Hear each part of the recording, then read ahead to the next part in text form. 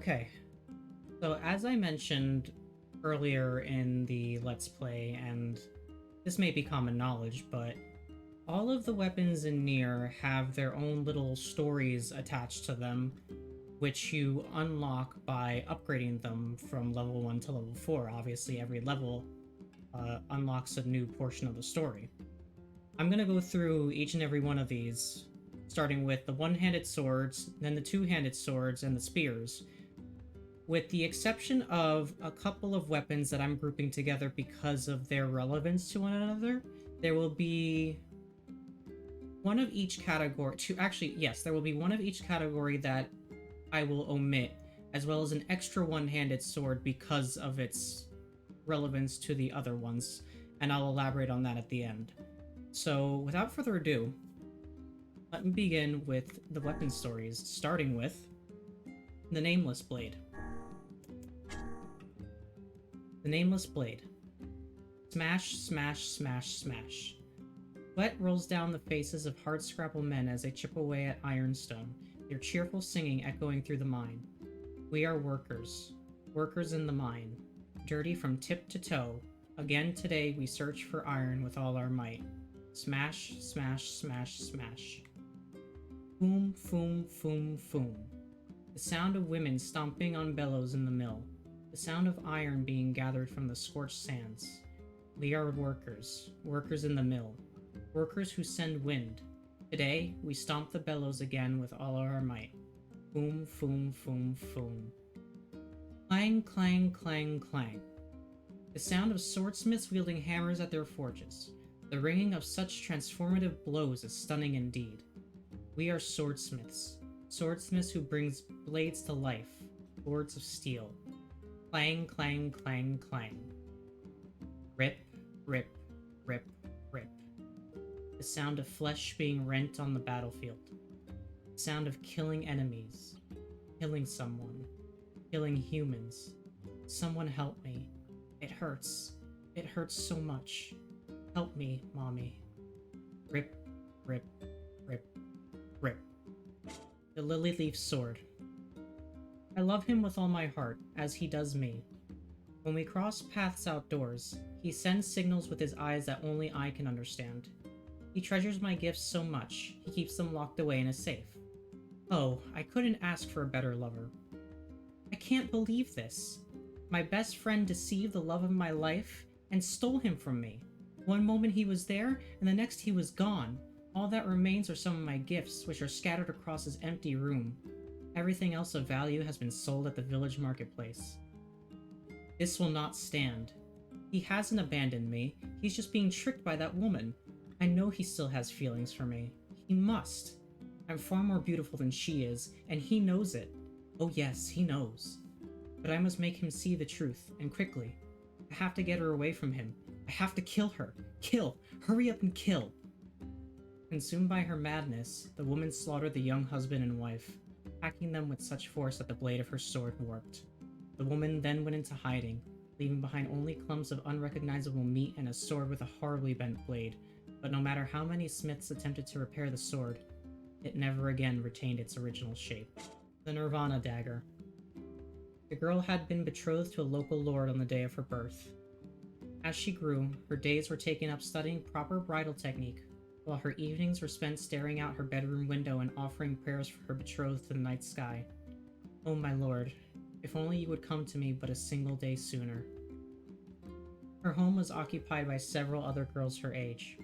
Each one shared the same betrothed, and spent her days studying bridal techniques and her evenings praying to the night sky. Oh my lord, if only you would come to me but a single day sooner. One day, a quarrel broke out as the girls argued that only the greatest among them could become their lord's betrothed. None would yield an inch, each asserting only they alone could possibly satisfy him. Seeing this, their caretaker said in a kind voice, "Worry not, girls. Each and every one of you shall surely become the bride to our lord." Hearing this, every face lit up in an expression of pure joy. On the day they were to be married, the girls were brought to a place of cobbled stone they could see from the windows of their home. A single dagger was placed before them, and the girls were told they needed to end their life here and now if they wished to meet their betrothed. On hearing this news, The girls scrambled to seize a dagger from one another, plunging it into their chests the moment they held it. Years later, a temple named the Betrothed was built on the spot where the girls took their own lives. Moonrise. There is a legend of long ago that speaks of a nation threatened by a great inferno. This nation, however, was saved from eternal hellfire by a sword with the power to freeze anything. Around this sword stood thousands upon thousands of human ice sculptures. A man on a journey to seek out weapons eventually discovered the sword. He wrapped it in several layers of cloth and took it with him, placing it in the bag he carried upon his back. But before the man realized what was happening, the cloth, the sword, and his own body ended up frozen solid. A traveling shrine maiden eventually discovered the sword. She offered a prayer to her god and gripped the hilt. The cold instantly shot through her fingers and into her body, freezing her solid. In her final moments, the shrine maiden unleashed words of great blasphemy to the god who had failed her. An enslaved woman in a mine eventually discovered the sword. Desiring an easy death over the continuation of her daily suffering, she grasped the weapon firmly. And while the woman did not freeze, she was also unable to pierce her own flesh. Soon, moonlight shone upon the blade of the weapon, reflecting the sight of the woman being beaten and dragged away by her master. Rebirth. That's right, this here's the weapon that'll be ending your life. Aw, don't sweat it. There's nothing to worry about. It'll be the pain the likes of which you've never felt before. In fact, you won't even feel pain at first. It'll be more like water sliding across your skin. Honestly, for most folks, it ain't the pain that makes them scream. It's the sight of their own blood flowing out of them. Yeah, it won't end so easy. See this part of the blade right here? This part hurts like a real son of a bitch. It's my favorite, which is why I always save it for last. I like to use it after people's voices get too hoarse and you can't tell what they're saying, which is a real... In hell, are you ever loud? Mind piping down there? You're gonna make my hand slip. I won't kill you right away, so don't worry about a thing there, champ. I'm gonna take my sweet time before you finally give up the ghost. Honestly, you'd be surprised how much it takes to kill a person. I mean, think about it. People got 2 eyes, most of them anyway, and 2 ears. 10 fingers, 10 toes, 20 nails across the lot. And don't even get me started on joints, cause folks got hundreds of the damn things. Yeah, we got plenty of ways to keep ourselves entertained. Huh? Why am I doing this? Now ain't that a question? Buddy, I'm just doing what you've been doing for a good long while now. Nabbing innocent citizens on fake charges, torturing them, and putting their severed heads on display. That ring any bells, buddy? It should, cause it was all you. Guess maybe you forgot about all that, huh? Well, that's okay. I'll spend all the time it takes to make you remember every last thing you did to my wife and daughter. Earthworm's Claw. An elderly scholar sits in the dim reference room of a moldy museum. Before him lies a single box which has long been sealed away. It is an article the museum's previous curator made abundantly clear should never be opened. It is said the box contains a fossil that drinks the blood of humans. What foolishness! One would think we as a people would have outgrown such nonsense. Only someone who spends all their life surrounded by books could possibly believe such preposterous superstition. He opens the box, which spits forth a cloud of dust, and beholds a single stone of bizarre shape. Looking at the attached handle, one could easily conclude that it was used in some manner of ceremony. However, it could also be viewed as a weapon, and what a fascinating shape! Yes, this will require rigorous research indeed. How foolish everyone was to be afraid of something like this. The scholar chuckles softly to himself as he reaches up and gouges out his left eye with the fossil's tip. Blade of Treachery. The sisters were puppets of complex machinery. So fine was their construction that any who laid eyes upon them assumed they were human in every way. They were the embodiment of man's greatest technological achievements. They walked like humans, ate like humans, laughed like humans. The one thing they could not do, however, was shed tears, for they were not designed that way. Because the sisters were machines, they felt nothing. Oh, they might mourn as humans did, but they experienced no true sadness, for they did not know what sadness was. Even when their friends perished in tragic accidents and their creator died of disease, they felt nothing. To the sisters, all it meant was that those people no longer existed. It was a warm spring's day when a lone cat wandered into their home. It was a scrawny, filthy thing, riddled with disease. What a bother, the sisters thought as they looked down at the wretched creature. But they fed it milk, wiped it clean, and kept it warm, and soon the cat was well again. From that day forth, it would linger wherever the sisters were, brushing against their legs when it wanted food. If it caught a mouse, it would bring it back to boast its prowess. If it wanted love, it would cry out to them in a mewling voice. What a bother, the sisters thought. It was a cold winter's day when the cat came into their house, let out a feeble squeak, and died. Time and time again did the younger sister shake the cat's body. Time and time again did the elder sister call out to it, but the cat neither moved nor responded. In that moment, the sisters felt as though they felt something break deep inside their chests, and from that day forth, they truly felt nothing at all. Eastbane. Long, long ago, in a faraway kingdom, there lived 3 brothers. The middle brother was a famous general who commanded a vast army. People everywhere were terrified of his troops, for they were most violent indeed. This general loved to make war. He enjoyed nothing more than watching cities burn and corpses pile up, and he fought not to subjugate, but simply to destroy all that he could. His well-trained soldiers laid waste to towns, cities, and even nations for the sake of their general, and as they hewed and hacked and chopped, the general would chuckle to himself in the most vulgar of tones. The army marched on and on. Nations by the sea, nations in the mountain, nations in the deserts, nations in the tundra, nations to the east, nations to the west. The general cared not. He simply wished to watch it all burn. His orders were absolute, and for years beyond counting, the soldiers killed and killed and killed and killed and killed and killed and killed and killed and killed and killed and killed and killed and killed. After some time, the army arrived in a certain nation. They killed its soldiers. They killed its townspeople. They killed its princesses and princes and dukes and bakers and lawyers and accountants and beggars and thieves. Eventually, a shabby general came pleading for his life with tears in his eyes, but they killed him as well. However, the soldiers thought he seemed familiar and tried to recall how they might have known him. In that moment, however, the general's daughter appeared, and they became so engrossed in ending her life, they never thought about the matter again. Faith. There was once a famous poet in the lands of the far, far east. Now in his twilight years, his ability had withered such that he could no longer craft a single stanza or verse. The poor poet spent every moment racked with sorrow for what had been lost. But one day, a monk appeared by his side, gently placed a blade in his hand, and imparted the following words. Kill 1 by this blade for 1 poem, and 2 for 2 in kind, the likes of which will be more splendid than any this world has ever heard. Clinging to the monk's words, the man waited for the cover of darkness and cut down a man he encountered by the roadside. The following day, he wrote a most beautiful poem, instantly reclaiming the fame and prosperity he had lost. The poet went on to kill 2 in succession. He killed 1 and wrote a poem, then killed again and wrote another, rising to almost dazzling levels of wealth and renown. But soon, he became obsessed with knowing how splendid a poem he might write if he were to kill someone precious to him. He killed his wife and wrote a poem. He killed his children and wrote a poem for each. He moved through his estate, killing everyone there, writing and writing and writing and writing and writing. Eventually, he killed so many passers-by that the poems could not keep up. He would kill and write, then kill and kill, and kill and kill, until, in the end, he took his own life, no longer crafting poems at all.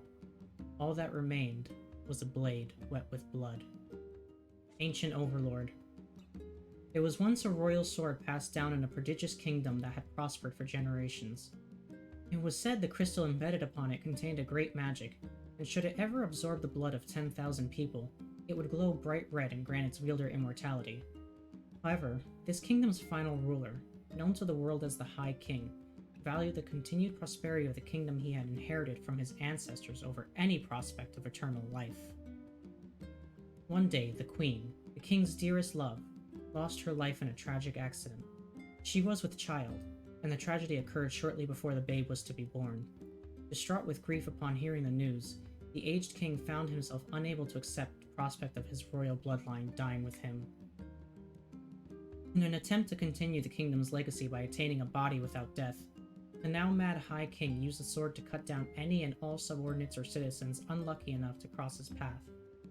If I am to be king, he was heard to cry, then the kingdom survives so long as I live. He killed his subjects by the dozens, the hundreds, the thousands, and with each life he stole, the crystal's light grew more radiant. But when the crystal was nearly full, the king's ailing heart proved unable to bear the burden and burst, killing him on the spot. Alas, had he just slain the pregnant woman and unborn child that were before his very eyes, he would have taken exactly 10,000 lives. Phoenix Dagger. There was once a woman who promised her hand to a man who was departing for the front. Devout by nature, she spent mornings, afternoons, and evenings in prayer for the safety of her beloved. Perhaps in response to her earnest pleas, one night a bird enveloped in light appeared to her in a dream and began to speak. "The man you love will surely return safely," said the bird in a beautiful voice. These words brought great comfort to the woman, and she began weeping tears of joy. "However," continued the bird, "his heart will surely not." Soon, the man returned as the bird had foretold, his body covered in scars beyond counting. But as the bird had also foretold, he returned with an unfamiliar woman of extraordinary beauty at his side. Despite this, the pious woman could not contain her love for the man and ran out to meet him as he approached. Surprised, the man embraced her, then collapsed to the ground. The pious woman stood over him, a bloody dagger in one hand and the ripe crimson fruit of his heart in the other. "His heart will stray no longer," she whispered.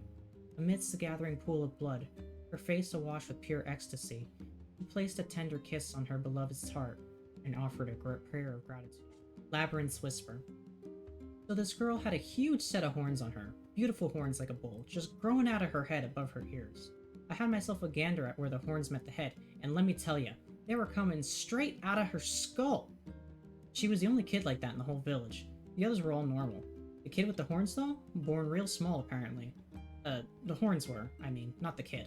And hell, they would have needed to be. Fat chance the kid's mama would have been able to push out a pair of horns as huge as that. You'd think a girl like that would have been bullied, right? Well, you'd be wrong. That kid was the hardest person for miles in any direction. Wasn't a man in the village who'd tangle with her, and we're talking men that one ain't scared of nothing.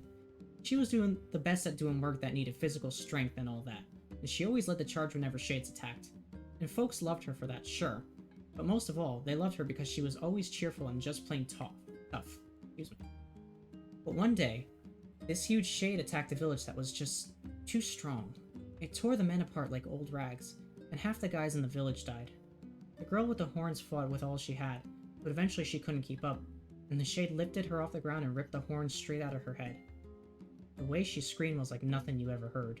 Sound shook the earth itself, it did. After that, things got real quiet, but I stepped outside and found both the shade and the girl dead.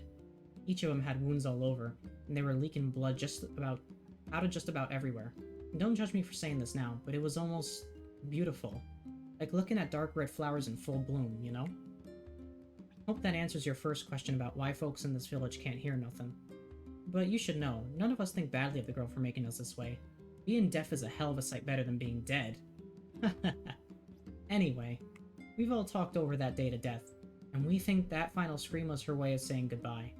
Everyone in the village is honored that the last thing we ever heard was her farewell, and that's the god's honest truth. Kusanagi. The shield left hanging on the wall was covered in dust. The blade left in its scabbard had rusted over. The techniques I hadn't used were forgotten. The body I was to train was left to grow soft. I had lost the will to practice discipline. I thought things would end without a single word said. I pretended not to see violence inflicted by others. I had given up, assuming things would never change. I believed there was no way to oppose such a great power. I sneered at hearts that tried to believe anyway. I laughed, thinking them brainless fools. Those were the thoughts I had taken refuge in. I had given up, believing nothing was possible in the end. I lamented the foolishness and ugliness of it all. My life had lost all meaning.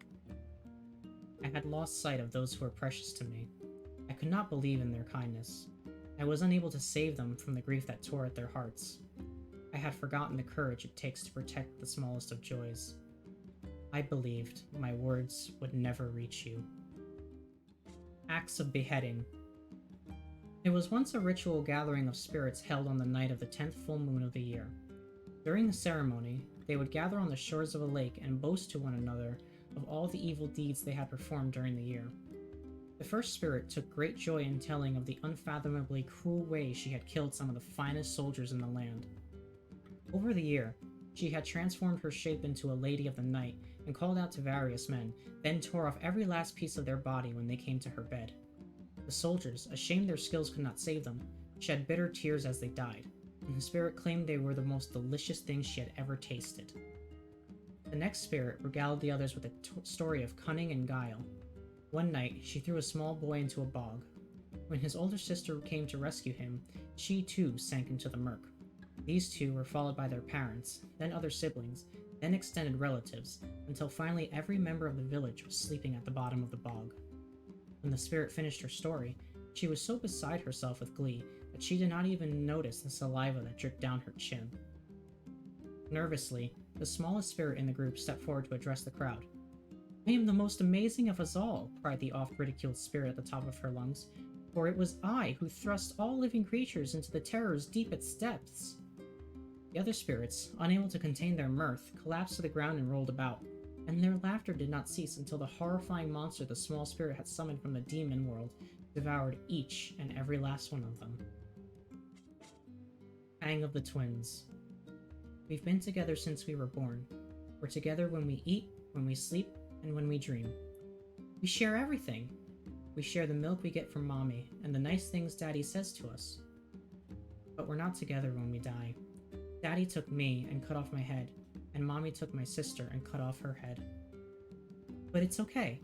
Our blood got all mushed up into a big axe, so now we can be together forever. Vile axe. The girl stares at the sight before her. Her father lies nearby, carved to pieces by countless blades. Her mother also lies dying, as well as her newborn baby brother. All had suffered terribly in their final moments, and the girl can do nothing but cry as she stares at the three soldiers who have murdered her only family. Years later, the girl reappears, her visage made strong by her vow for revenge. The first soldier has grown so fat that the buttons on his uniform can barely contain his girth. The girl approaches him and claims to know an easy way to lose weight. On the pretext of an examination, she has him lie down on a bed before suddenly hacking off his arms and legs with an axe. The remaining lump of soldier screams and attempts to wriggle away, but the girl pins him down and tells him he still has parts he can lose. Some time later, the girl sits in front of the now rounded torso and smiles. "There we are," she whispers. "How nice and slim you are." The second soldier is a peerless Lothario. Each night, a new woman is invited to his manor to spend the night. The girl breaks into his home and kills the woman at his side, then uses her axe to hack off his manhood as he trembles and begs for mercy. The third soldier has long since left the service, and is now living a quiet life with his family in a remote village. After they have fallen asleep, the girl takes her axe and cleaves the support beams of the house, causing it to collapse. She then sets fire to the wreckage, creating a great bonfire that can be seen for miles in all directions. Suddenly, the soldier's son crawls from the wreckage, covered in head to toe in terrible burns. As his eyes fall on the girl who has murdered his family, she hands him her axe and flees into the dark of night, never to be seen again. Beast Lord. Long, long ago in a faraway kingdom, there were three brothers. The eldest brother was a king who ruled over the nation entire. He was a most terrifying king, feared by all. Each day, the king would select one of his subjects to execute as a sacrifice. This day, he chopped off a mother's head and forced her family to watch. The head spun 3 times as it flew through the air before landing next to the head of her son, who the king had previously killed. Oh, the horror of it all. But the king merely watched the sight unfold before him and laughed in a most unsettling voice. One day, the king contracted an illness most dire, one which caused his body to rot while he was still alive. But though diseased, the king would still drag his decaying flesh to the executions all the same. His retainers dared not defy their king, so they continued to kill day after day after day after day. In the end, the king rotted and died. His was a disgusting, foul, rotten death, but his retainers continued carrying out executions before the king's rotted corpse every day. Every day, killing. Every day, the rotted king and the rotted retainers and the rotted citizens. And the rotted you. Iron will. I raise the cry of my birth. The sound of heated iron taking shape. Steel mallet striking my form. Born to deliver karmic justice, I enter the world under the careful watch of spark and flame that give light to the gloom. I am a blade born of a deafening roar. I am a weapon. I am Iron Will. I grant death. I transform the dread and screams of my foes to elation. I festoon my iron skin with their viscera. When I rob them of life, I am filled with dark joy. When I crush them beneath me, I find meaning in my birth, and I continue to kill, that I might share this delight with all. I kill, and kill, and kill, and kill. I am a weapon. I am Iron Will. I am shattered. At battle and blood's end, my body is torn asunder by malice and hate. Today, I again engage the Red Dragon in battle. The magical forces meet leaping iron fangs to create a bloodstorm. My steel is cursed. I sink into the slumbering black. I am a weapon. I am Iron Will. I dream. It is the dream of a small butterfly. In it, the butterfly is caught in a light rain, struggling against it with all its might. In the darkest of nights, I behold a dream that will never come true. I am a weapon. I am Iron Will. Phoenix Sword. This is a story of a time long, long ago. There was once a beautiful bird with resplendent feathers that lived a quiet life deep in the forest. One day, a lost child wandered into the woods. He came from a place of famine and had been abandoned in the forest as a way to reduce the number of mouths to feed. Taking pity on the feeble, starving child, the beautiful bird plucked one of its own feathers and gave it to him. When he returned home, his family was overjoyed by the feather and permitted him to live with them once more. Hearing the child's story, one person after another descended on the forest to tell the beautiful bird how poor and unfortunate they were. Each time, the bird would pluck a feather and give it away, pluck a feather and give it away, until it had no more to give and its once beautiful visage had become shabby beyond recognition. But the shabby bird had no regrets. One day, the original child appeared before the shabby bird, which was featherless and freezing in the cold.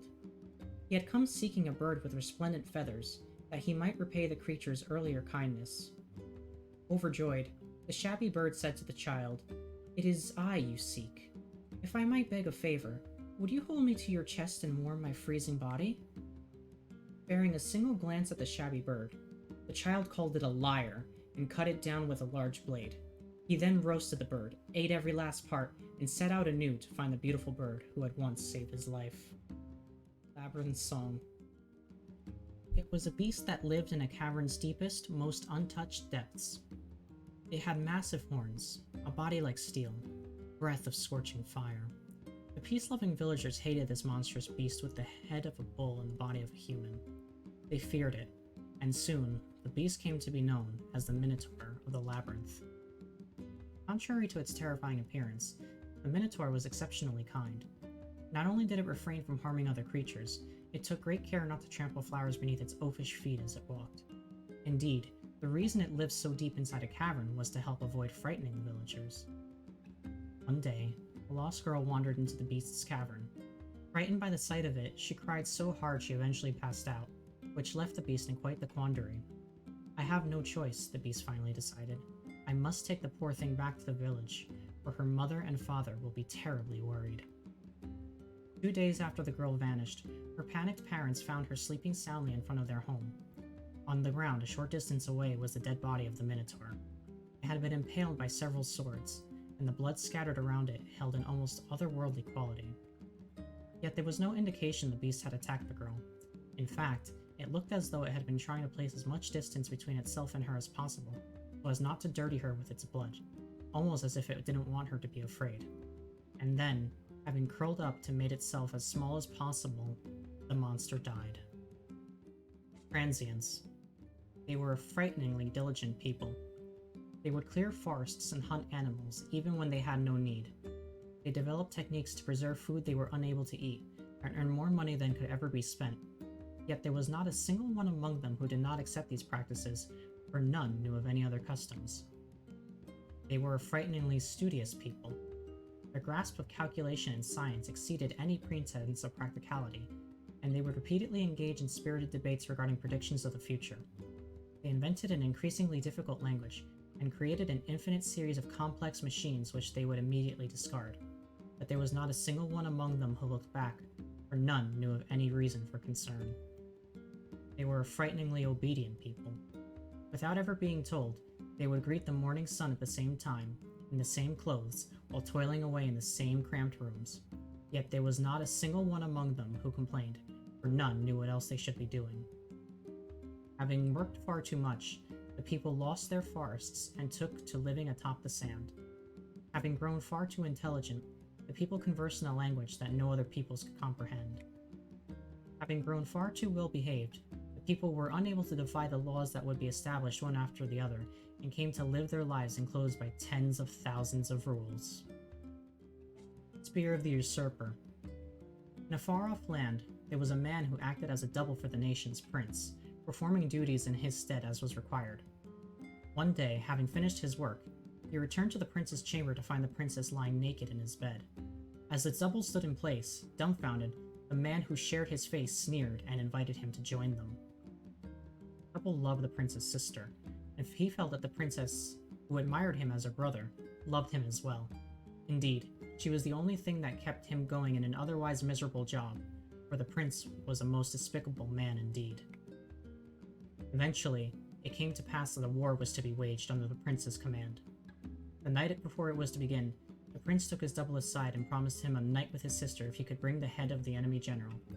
As the prince chuckled with delight, the double took up his spear and thrust it through the prince's gaping mouth. War over, the prince had made a queen of his sister, and would inflict wounds upon his own face and throat, an act which would occur every time she called out to him using her brother's name. Before long, the prince was found dead, his face burned and a spear thrust through his open mouth. The man's face, hideously burned, was the very picture of serenity. The Devil Queen. This story takes place in a small country at around the same latitude as the northernmost member of a nation of city-states that are part of a region with a village that is attempting to establish a trade agreement with another village on a tiny island in the ocean south of a country that used to have an alliance with a republic next to a kingdom where a queen resided. It was asked by the owner of a shop frequented by a wet nurse who looked after the child born of an adulterous relationship by the wife of the master of a foolish servant who fell in love with a beautiful queen who appears in the poems of a minstrel whom was loved by the country's king's wife's little brother's cousin's big brother's son-in-law's foster child. Where does one store the throne that was supposed to be adorned with decorations crafted from the materials of the handle of the lid of a pot? That is the same weight as tableware that is the same color as a weather vane on a neighboring house that can be seen from the peephole of a door in the reflection of a mirror with an ornamental frame decorated with silver carvings engraved with a fragment that was made when creating the whetstone used to polish this kitchen knife. The person who heard that question was the wife's husband's little sisters, big brothers, daughters, grooms, little brothers, nephews, fathers, mothers, husbands, brides, nieces, father-in-laws, wives, husbands, little sisters, big brothers, daughters, grooms, little brothers, nephews, fathers, mothers, husbands, brides, nieces, father-in-laws, wives, husbands, little sisters, big brothers, daughters, grooms, little brothers, nephews, fathers, mothers, husbands, brides, nieces, father-in-laws, wives, fathers, little sisters, big brothers, daughters, grooms, little brothers, nephews, fathers, mothers, husbands, brides, nieces, father-in-laws, wives, husbands, little sisters, big brothers, daughters, grooms, little brothers, nephews, fathers. Sunrise. In the distant past of a land known as the Golden Isle, there existed a sword crafted from every kind of metal and precious gem in the land. So sharp was its edge that even the slightest cut would leave an unsealable wound that eventually drained the victim of both their blood and life. In a strange turn of fate, the sword eventually ended up in the hands of a destitute woman who sold her body to get by. The sword was as long as she was tall, and she could not wield it effectively, so she instead slid it between her sheets as a surprise for the men who used her. The sword was so sharp they felt no pain when cut, and soon died without even knowing it was happening. The woman would then help herself to their coin, causing her own purse to swell. Making use of her gains, the woman dressed most beautifully and soon had acquired every kind of metal and precious gem in the land. But it was not enough for her, so she decided to melt down the sword and obtain the gems contained within, a desire made manifest by the sword's beauty. Thus decided, the woman heaved the sword to her shoulders and made for the blacksmith. But on the way to the smith, the sheer weight of the sword caused the woman to lose her balance, and she fell from a bridge into the river below. So unshakable was the woman's greed that she could not bring herself to relinquish her grip on it. The woman's pale and bloodless corpse was found washed up on the riverside the following day. Beast Curse. Long, long ago, in a faraway kingdom, there lived 3 brothers. The youngest was a terrifically lazy lad who spent most of his days fast asleep. However, he was every bit as cheerful as he was lethargic, and so was beloved by all. When the nation was beset upon by a most contagious disease, the youngest son did naught but laze about the palace, humming to himself all the while. But his cheerful music comforted the townspeople, so instead of hating him, they sang his praises. "Oh, what a fine young man," they would say. "Just the finest young man you will ever find." When the nation became embroiled in war, the youngest son did naught but laze about the palace, telling stories of the good old days all the while. His fascinating stories helped the townspeople forget the horrors of war, so instead of hating him, they sang his praises. "Oh, what an amazing young man," they would say. "Just the most amazing young man you will ever find." One day, the youngest son was lazing about the palace as usual when he realized he could no longer hear the voices of the townspeople, and he wondered why that might be. He lazed and he wondered. He lazed and he wondered. He lazed and he wondered. Eventually, all that wondering tired him out, and he went to sleep. That is why, in the nation where all have perished from war and disease, the only sound that can be heard is the soft snoring of a young man. It is a nation of happiness, a nation of happiness, a nation of happiness, a nation of happiness, a nation of happiness. Captain's holy spear. The captain tramples life under his feet. The screams of others transform into songs of joy. Flowing tears change from despair into darkness. Conflict beckons revenge and gives way to new solitude. Dragoon Lance. He had grown old. The king's dauntless gaze had lost its light, and his stalwart body had grown soft. What's more, every ounce of fear and vanity he had gained with age now gnawed away at his heart. The king was afraid, so he repeatedly ordered the invasion of neighboring countries so as to hold on to the lands he had been sworn to protect. The king was afraid, so he tried to take everything through violence and oppression, for he no longer trusted his own advisors and vassals. There was a dragon that had sworn fealty to the king. This wingless creature would do anything the king commanded, for he had been saved by the king once, and sworn to repay this debt with his very soul. Even if the king's orders were folly and madness, the dragon would follow them to the last, for his king was justice itself. One day, the dragon requested an audience with the king. He was covered in blood from his latest victim, the king's own son, who the regent had ordered the dragon to assassinate. The bloody dragon hung his head low and said, "I cannot defy your orders, O king, but neither can I obey them any longer. I beg of you, kill me and grant me release." This is a tale of a foolish king and a wingless dragon in a nation that fell centuries ago. Even now, the wind blows ceaselessly across the grasslands. It blows just as it did on the day the king and dragon made their pact. Phoenix Spear. There was once a warrior in a frontier nation who feared not death. He was so brawny and powerful, arrows were said to bounce harmlessly off his flesh. For this reason, the warrior always threw himself into the thick of any battle. One day, a beautiful bird appeared before the warrior in a dream. The bird commended the warrior for his valor in battle and offered to grant him one of 2 wishes. The bird could bring an end to war and grant peace to all the world, or the bird could bequeath the warrior an immortal body. The warrior chose immortality. From that day forth, the warrior's exploits were nothing short of astonishing. He mowed down foes in uncountable numbers. No amount of arrows or swords or axes could slow his march. The king showered him with titles and gifts, and for a time, it seemed the warrior's days of stunning glory would continue until the end of time. But conflict did not cease. Eventually, the warrior's frontier nation was invaded so often that the flames of war left the entire country in ruins. Crops withered, people perished, and before long, there were none left who even knew the warrior's name. The shattered warrior was tortured day and night by endless starvation, but his body refused to let him die. So he sought out the bird again and pleaded for it to grant him release. "Ah, but you cannot die," chirped the bird in response. "You will never die." Labyrinth's shout. She was a hopelessly slow woman, impossibly clumsy. It would take her 3 times longer than anyone else to accomplish a task. She walked slowly, talked slowly, she even blinked slowly. So slow was the woman that she could not even draw water to anyone's satisfaction. The children began calling her the cow and laughing when she passed by, but she would only chuckle in response. She was a hopelessly dull woman. When she fell and drew blood, she would carry on as though in a daze. Though coins often dropped from her purse, she never managed to retrieve one. If someone spoke ill of her to her face, it would take hours for her to realize the insult. The children saw her. They would hurl rocks with glee. She was a hopelessly foolish woman. One summer, when the village was suffering a most terrible drought, the woman vanished. The children all starved to death. The villagers spent no time worrying about the woman who ran away. 2 days later, rain fell and the village was saved, but the woman did not return. And on the 20th day, a shaman arrived at the village. The shaman held a spear with a pair of horns that was oiled and sticky to the touch. So heavy was the spear that none could wield it effectively, although even if they managed to lift it, the weapon was incapable of piercing through anything at all.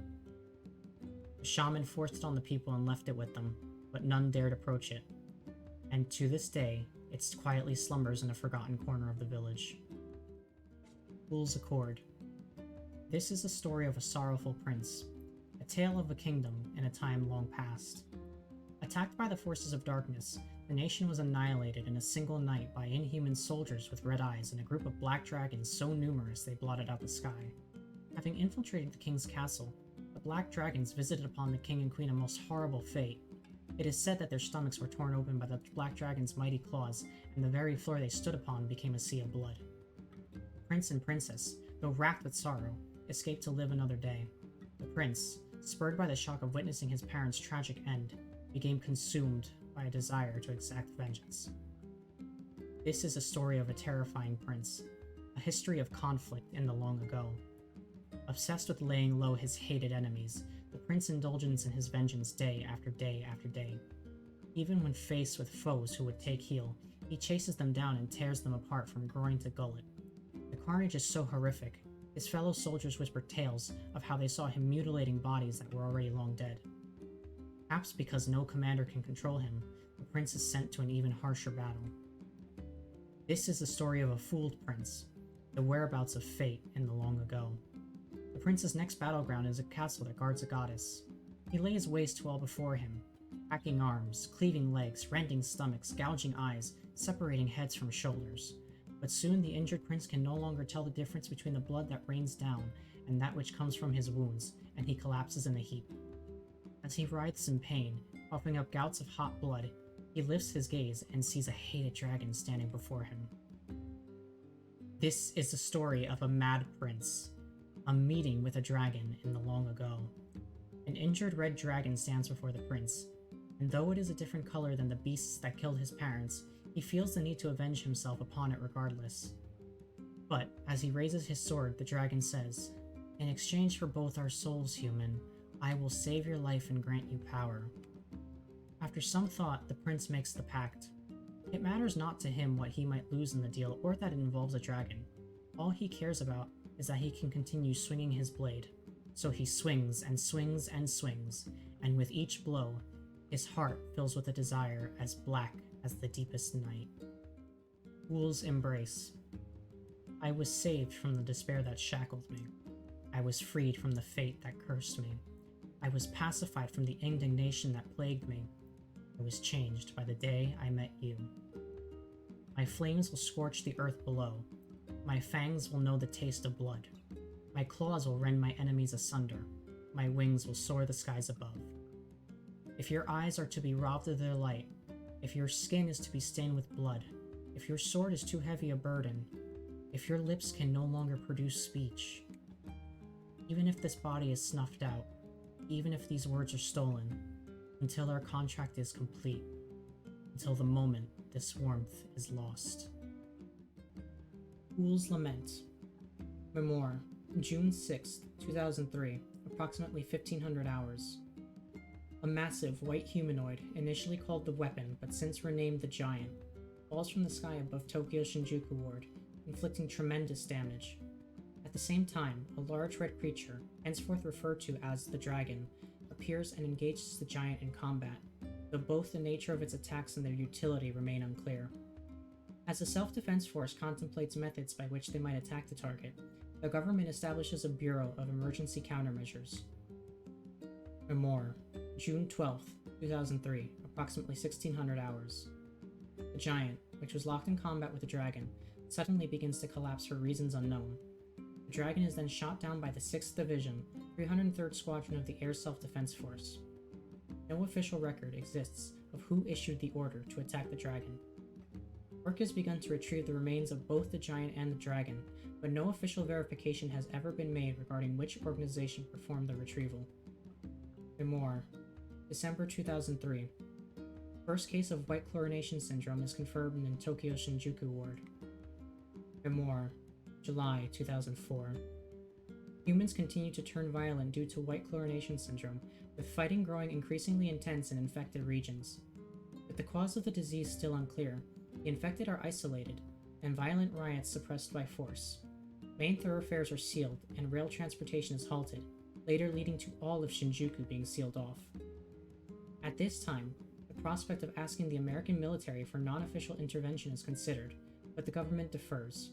Meanwhile, research begins on Maso particles obtained from the Giant and the Dragon, as well as on countermeasures for white chlorination syndrome. This research ultimately leads to the founding of Project Gestalt, a decade later. Iron Pipe. May 21st. We finally run out of money. Food just costs a lot more nowadays because of the war. We tried begging at the church, but they have their hands full caring for the wounded and can't spare anything. Yona's really lost a lot of weight. Wish I could get her something to eat. July 15th. We met a nice lady who gave us some food. At first, I thought she was homeless like us, but she said she was joining some kind of relief and support thing run by the government, so we decided to go with her. At least Yona seems to be doing okay today. August 1st. That nice lady from before used a book and turned into a monster. We ran away as fast as we could, because I don't think she's human anymore. Everything those adults told us was a lie. They won't give us money, and they won't treat Yona's illness. Also, there's a huge wall around the city now and we can't get out. We never should have come here. August 5th. It's so cold today. I can't believe it's summer. Actually see my breath. We decided to hide from the monsters in an abandoned supermarket. We found a few old cans of food there, but now those are gone. Also, Yona's cough just won't quit. I've got a really bad feeling about this. So the reason I grouped those last few weapons together were because the Fool's weapons directly had to do with Drakengard. The spear told the story of Kaim and the circumstances surrounding him and the environment that caused him to be the person that he was in Drakengard, which was a very murderous, bloodthirsty prince. The one-handed sword, I assume, are Angelus's thoughts regarding the pact between her and Kaim that was forged at the beginning of Drakengard.